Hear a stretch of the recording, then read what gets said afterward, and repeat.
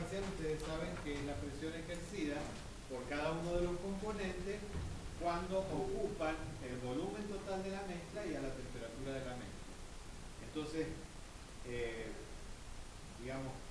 aplicamos la ecuación para gases ideales para cada uno de los componentes. Para el aire, con su presión parcial, por la masa de aire por la constante particular del aire, y en el caso del vapor del agua, la presión parcial del vapor de agua por el volumen fíjense que es el mismo porque es el volumen total de la mezcla, al igual que la temperatura. Y acá tenemos una masa de vapor, la constante particular del agua.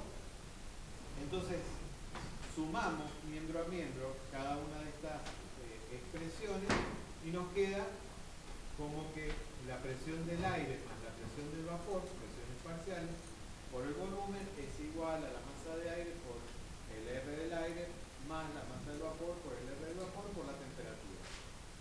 La suma de estas dos presiones nos da la presión total, que era lo que habíamos dicho, que generalmente es la presión atmosférica. En el caso de fíjense cómo acá desaparece la masa de aire, porque yo lo refiero, este volumen total lo refiero a 1 kilogramo de aire seco. Entonces, divido este volumen por la masa de aire seco y divido esto por la masa de aire seco. Entonces, en este caso, me queda un volumen específico. Y en este caso, la masa de aire se me va, me queda 1.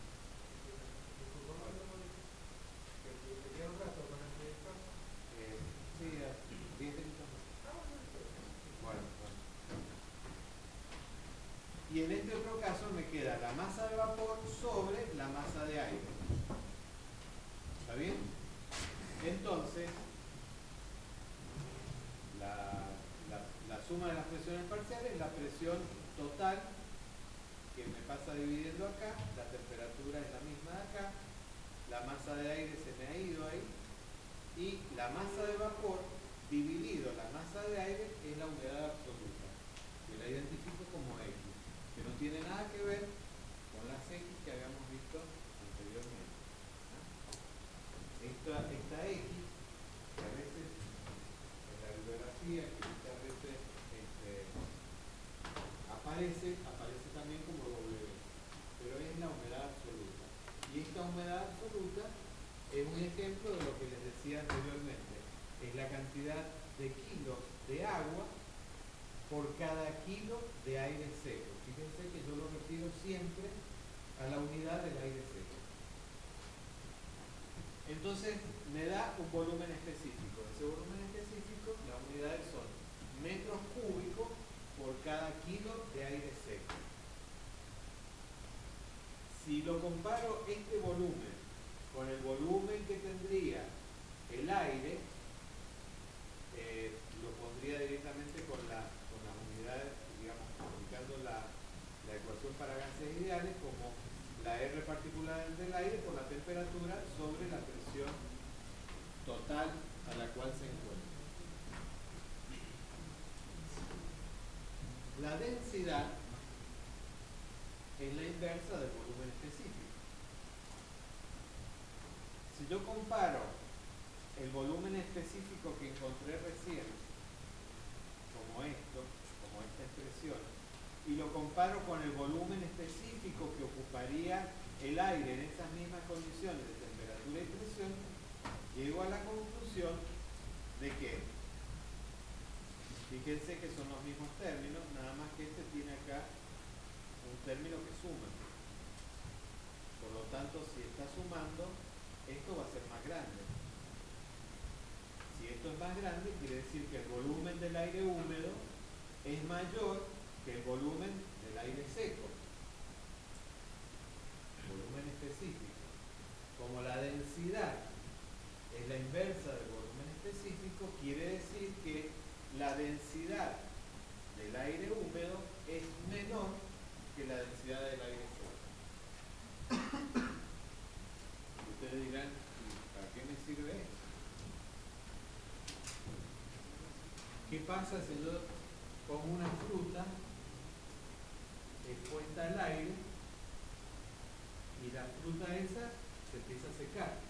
Porque el aire no está saturado. ¿Qué es lo que pasa con el aire? ¿El aire qué pasa? Sobre el aire y queda el aire seco abajo. Claro, el aire se empieza a cargar de humedad. La fruta pierde el agua. ¿Está bien? Y entonces por un proceso natural se empieza a cargar de humedad. ¿Y qué pasa con el aire? Sube. ¿Por qué sube? Porque baja su densidad. Entonces el aire cargado de humedad, a medida que le va sacando humedad o agua a la fruta, se va cargando de humedad y entonces disminuye su densidad y asciende. Y entonces un nuevo aire más seco ocupa ese lugar, vuelve a pasar lo mismo. Entonces se produce un efecto que naturalmente favorece la desecación de esa fruta. ¿Por qué digo que naturalmente se produce ese efecto y favorece que una fruta que es puesta al aire se seque? Porque ¿qué pasa si no pasaría esto? Quedaría el aire húmedo ahí. Claro, se queda exactamente cuando se empieza a evaporar el agua de la fruta, el aire que lo rodea se carga de humedad. Si se carga de humedad se satura. Y si es aire saturado, no pasa más el agua contenida en la fruta al estado de vapor. Entonces, por lo tanto, no se seguiría secando. Entonces, ¿cuál es la consecuencia? Se pudre la fruta y no se seca.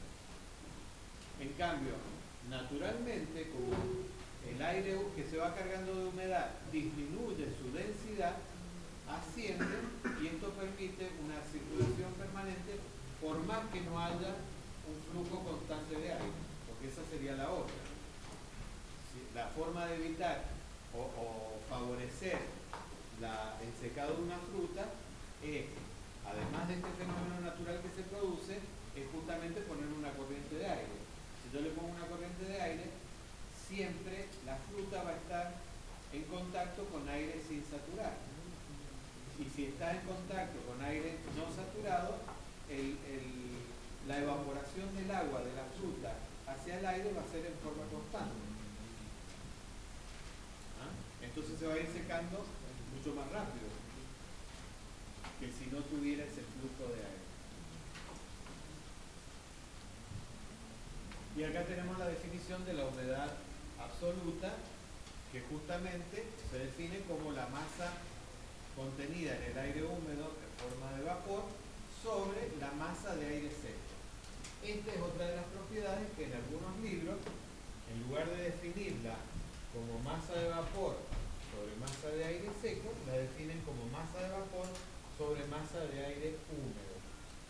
Y acá es donde les decía que a medida que se modifica el numerador, se modifica el denominador. Entonces es muy difícil comparar humedades absolutas cuando están en relación a cada kilogramo de aire húmedo en lugar de cada kilogramo de aire seco. Entonces por eso preferimos utilizar esto, es decir, siempre referida, todas las propiedades están referidas al kilogramo de aire seco, es decir, al kilogramo de aire de esa manera.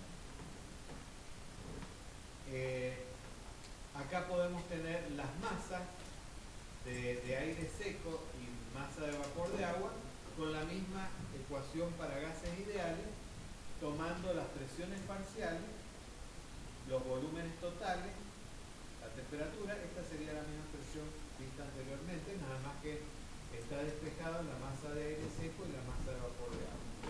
¿Para qué?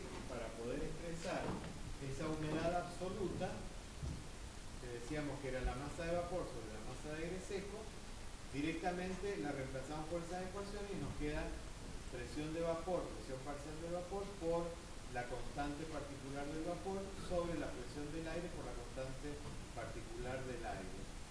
Este cociente de constantes particulares son estas, y implican una constante que es 0,622 de la presión parcial del vapor sobre la presión parcial del aire.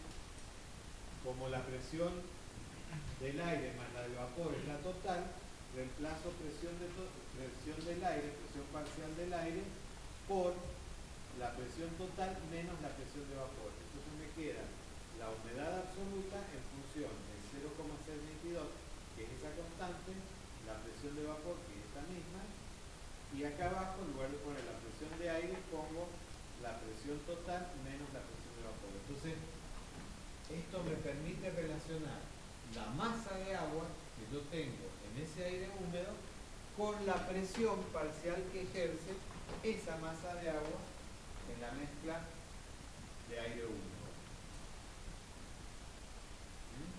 Quiere decir que si yo tengo una determinada masa de agua, me ejerce una presión parcial. ¿Cuál es la forma de relacionar la masa de agua que tengo en esa mezcla de aire húmedo con la presión parcial que ejerce? Es a través de esta expresión. Esta expresión es la misma, nada más que acá dice presión de vapor y ahí la toma como P sub B, que generalmente como la identificamos. Y después, lo mismo cuando el vapor se encuentra, el aire húmedo se encuentra saturado, la presión de vapor que va a ejercer va a ser la presión de vapor de saturación. Entonces, la humedad de saturación va a estar relacionada con la presión de saturación. Por lo tanto, la XS, ¿qué va a ser? La cantidad máxima de agua que yo puedo tener en un aire húmedo en esas condiciones de presión y temperatura. Entonces, yo le puedo estar agregando agua al aire en determinadas condiciones sin modificar ni la presión total ni la temperatura, le voy agregando agua y entonces llega un momento en que se me empieza a condensar. ¿Cuál es la máxima cantidad de agua que le puedo agregar? 1 litro, 2 litros, 3 litros. Me lo está dando justamente esta X sub E.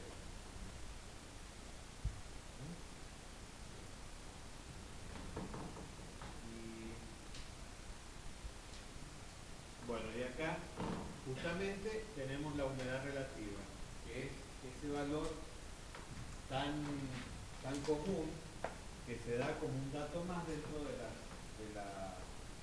las mediciones meteorológicas, ¿no es cierto? Pues se habla de temperatura, se habla de humedad relativa. Fíjense la importancia que tiene la humedad relativa dentro de las condiciones atmosféricas y dentro de las condiciones con que se evalúa el estado del tiempo. Entonces, la humedad relativa es,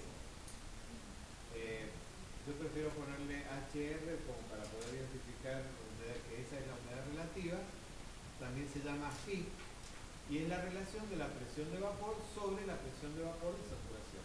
Es decir, la cantidad de agua que ejerce esta presión con relación a la cantidad de agua que podría tener ese aire húmedo en esas condiciones de presión y temperatura.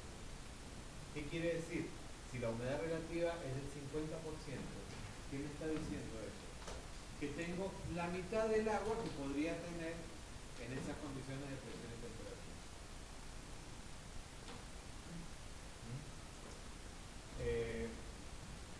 Terminamos acá. Después seguimos con las otras propiedades para después poder resolver los